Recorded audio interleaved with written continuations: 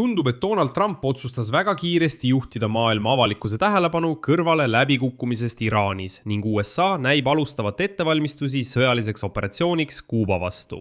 Praegu täheldatakse Ameerika lennutegevuses suurt aktiivsust Kuuba rannikul, samal ajal kui Donald Trump on lubanud selle saarega tegeleda. Alates veebruari algusest on Ameerika Ühendriikide merevägi ja õhuvägi korraldanud vähemalt 25 luuremissiooni Kuuba lähedal. Lennukid ja droonid tegutsesid Havana ja Santiago de Cuba piirkonnas, mõnikord lähenedes saarele umbes 65 kilomeetri kaugusele.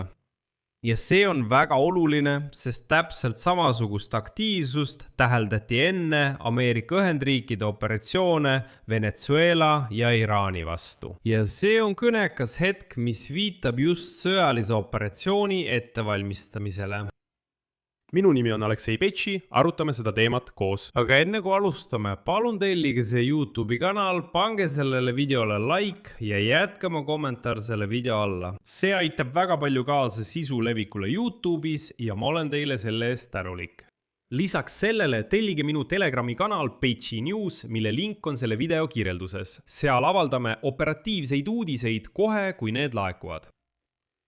Niisiis, CNN kirjutab täna, et lennuandmete analüüs näitab, et Ameerika Ühendriikide sõjaväeluureteenistuste lendude arv Kuuba rannikul on järsult kasvanud. Flight Radari andmetel on USA merevägi ja õhujõud alates 4. veebruarist teinud vähemalt 25 sarnast lendu, kasutades mehitatud lennukeid ja droone. Enamik neist toimus kahe suurima Kuuba linna, Havana ja Santiago de Cuba lähedal. Mõned neist kuni 65 kilomeetri kaugusel rannikust. Ja mis on märkimisväärne, need on ainult need, mis olid avalikud nähtavad. Sellest räägime veel, sest mulle tundub, et seda tehakse täiesti teadlikult ja meelega, et kõik seda näeksid. Teatatakse, et enamik lende tehti merepatrull lennukitega P-8A Poseidon, mis on mõeldud jälgimiseks ja luureks, ning mõned lennud tehti RC-135V Private Joint lennukitega, mis on spetsialiseerunud signaalluure kogumisele. Samuti kasutati mitmeid kõrgelt lendavaid luuredroone MQ-4C Triton. Need lennud on märkimisväärsed mitte ainult oma läheduse tõttu rannikule, mis võimaldab koguda luureandmeid, vaid ka nende ootamatu ilmumise tõttu. Enne veebruari olid sellised avalikult jälgitavad lennud selles piirkonnas äärmiselt haruldased, kuid oluline on ka see, millal need lennud algasid. Nädalate jooksul enne sõjalise kohaloleku suurendamist Kuuba ümber muutusid Donald Trumpi avalikud avaldused Kuuba suhtes märgatavalt karmimaks. USA president jagas True Socialis Fox Newsi saatejuhi Mark Disseni kommentaari, et Trump külastab vaba Havanat enne presidendi ametist lahkumist. Vaid mõni päev pärast seda postitust andis Trump käsu kehtestada Kuubale naftablokaad. Täna kehtestab Trump, nagu teada, Kuuba suhtes laiendatud sanktsioonirežiimi, väites, et Kuuba kujutab endast ohtu USA riiklikule julgeolekule. Samas lükkavad Kuuba ametnikud tagasi väite, et nende kommunistlik valitsus kujutaks endast mingit ohtu USA-le. Nad kinnitavad, et on avatud läbirääkimisteks, kuigi on vandunud pidada pikaajalist partisanisõda Ameerika vägede vastu rünnaku korral. On selge, et ameeriklased väidavad, et venelased ja hiinlased tegutsevad Kuubal, jälgivad ameeriklasi ning seepärast tuleb see oht kõrvaldada. Need sündmused on aga märkimisväärsed selle poolest, et sarnased tendentsid, kui Trumpi administratsiooni retoorika karmistus langes kokku avalikult nähtavate luurelendude arvu kasvuga, täheldati ka enne USA sõjalisi operatsioone Venezuelas ja Iraanis. Kuuba puhul teatas Donald Trump 2. septembril 2025 Venezuelas esimesest Ameerika löögist Kariibi merel narkootikume vedanud laeva pihta. Ta viitas konkreetselt selle seotusele tollase Venezuela presidendi Nicolas Maduroga, keda Trump süüdistas massimõrvades, narkokaubanduses, seksuaalses ärakasutamises ning vägivalla ja terroriaktides.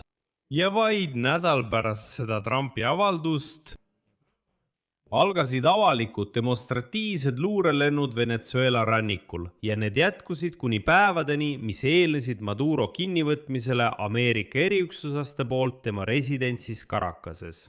see tähendab, et kui me nüüd näeme teatavat pausi lendudes Kuuba lähedal, võib see olla märgiks sellest, et ameeriklased liiguvad kindla sõjalise operatsiooni poole.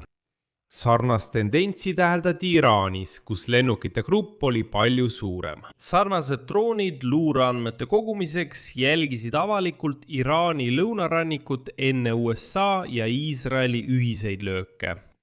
Iraani konfliktis aktiivselt osalevate lennukite seas on needsamad B-8A, Poseidon RC-135V, Rivet Joint ja MQ-4C Triton.